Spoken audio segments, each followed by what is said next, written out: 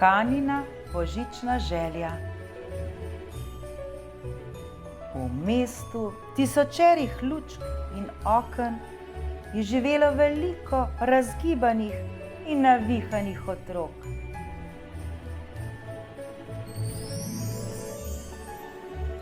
Otrok pisanih oči, različnih izgledov, velikosti in nasmehov.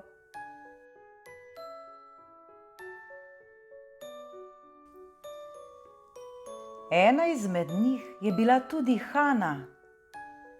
Rada je počela vse, kar počnejo otroci, a kljub temu je bila posebna in drugačna.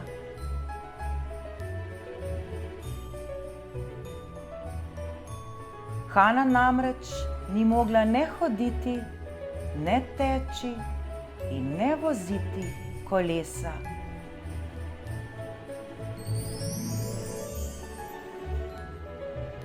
Vsako jutro se je Hana nasmehnila in dejala: "Dobro jutro, noge, pa pojdimo tudi danes na potep."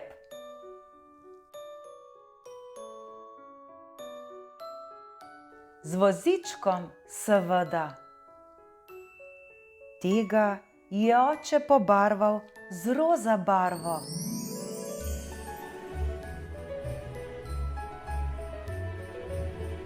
Vsak večer pa je Hana sanjam na pot dodala še: "Lahko noč, noge."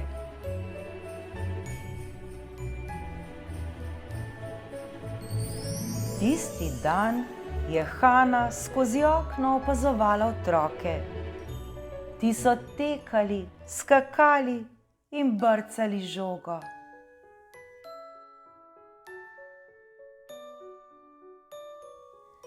Pogledala je svoje noge in jih poskušala premakniti, a ni šlo.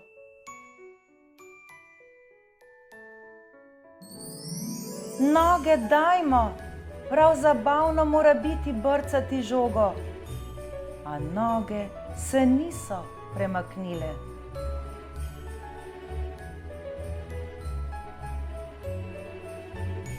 Naslednji dan je Hana ponovno opazovala otroke, ki so se pred njeno hišo vozili s kolesi, kotalkami in rolerji.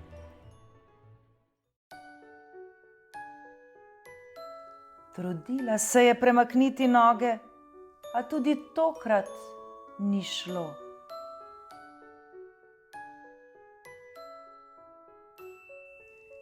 "Dajmo, noge, vsaj malo," jih je prosila. Noge se niso premaknile. Bila je žalostna.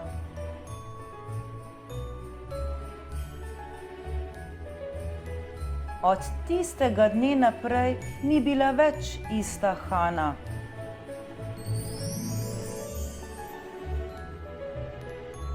"Pridi, te peljem na košček torte," je dejal oče. A Hana se je le malo nasmehnila.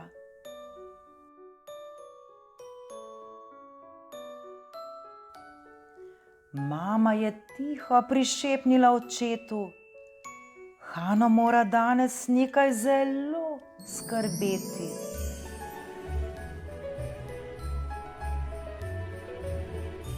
Starša sta se jo trudila razveseliti.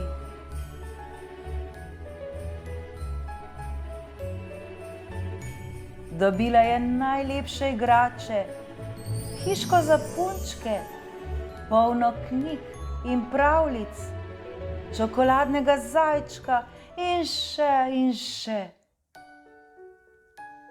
Toda nič ni pomagalo.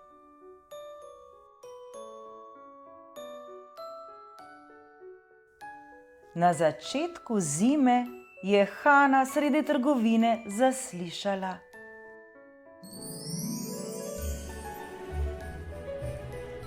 "Božičku, bom v pismu narisala, da si želim novo kolo."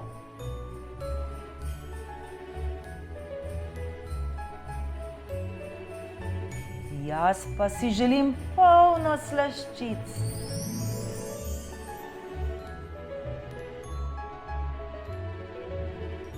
Želim si, da bi mi Božiček prinesel sanke in največjega medveda.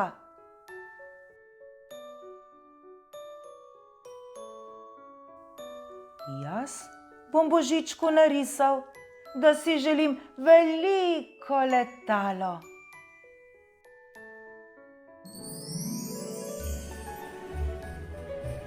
Hani so se zasvetile oči. Mami, tudi jaz bom napisala pismo Božičku. In je začela.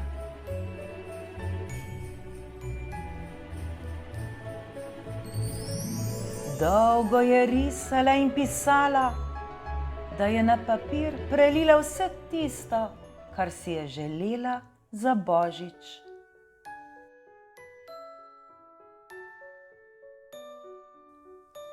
Mama je vmes zašepnila očetu: Hanina božična želja mora biti pa res nekaj posebnega.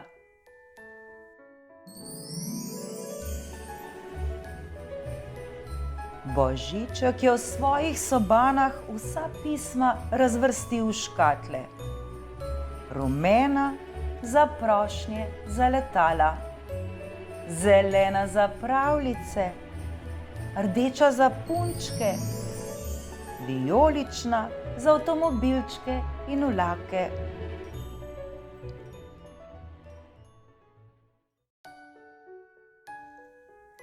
Na koncu je med njimi ležalo le še Hanino pismo. To ni sodilo ne v rumeno ali rdečo, ne v zeleno ali modro škatlo, ne v roza ali vijolično.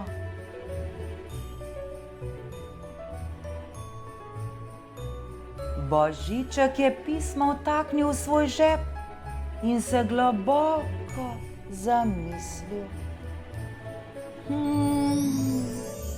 Božič je bil pred vrati.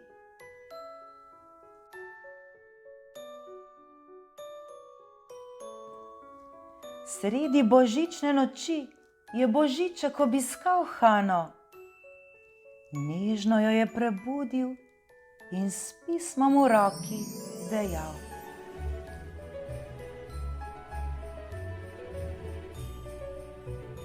Hana, tvoja želja je tako posebna in drugačna od vsega, kar si ostali otroci želijo.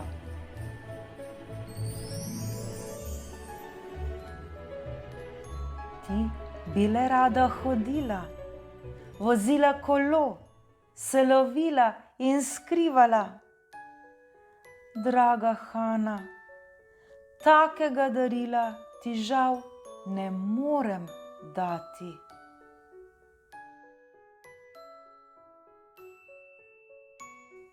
Božičku je bilo zelo hudo, objel je Hano in zajokal. Utrnili sta se mu dve solzi, ki sta se v trenutku spremenili v čudoviti snežinki.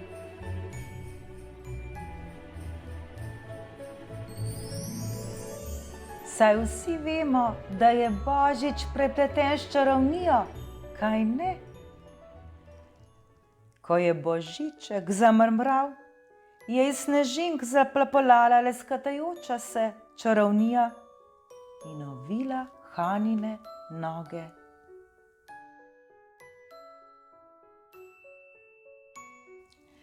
Hana je skočila pokonci. Hodim!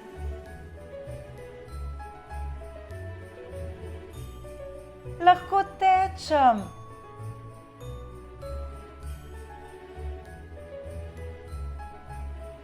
Lahko plešem.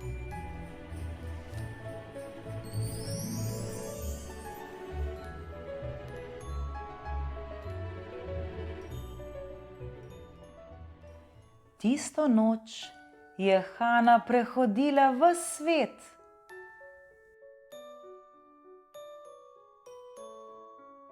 Z božičkom sta obdarila vse otroke in počela vse tisto, kar počno otroci, ki lahko hodijo.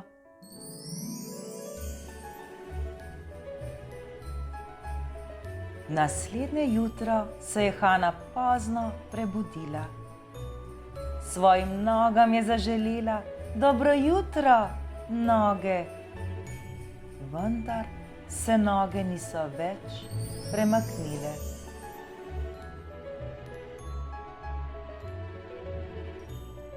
Kljub temu je z nasmehom na obrazu pogledala skozi okno, kjer je videla, kako se otroci veselijo daril.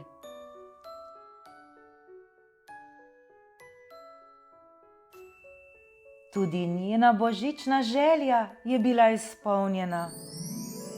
Lahko je hodila, se lovila, skakala, kolesarila, pa čeprav samo za eno noč.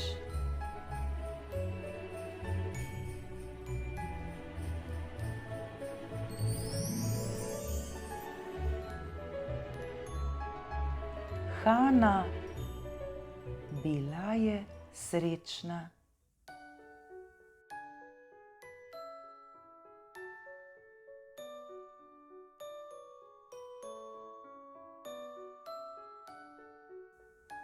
Zelo pomembno je, da sebe sprejmemo take, kot smo, ter se imamo taki brezpogojno radi.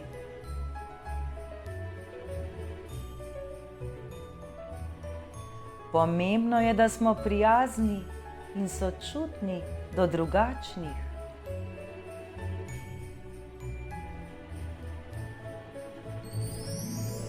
Kako pomembno je lahko vse tisto, česar ne moremo kupiti.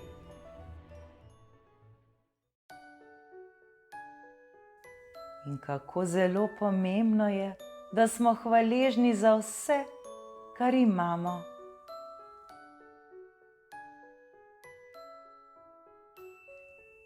Srečno, dragi otroci!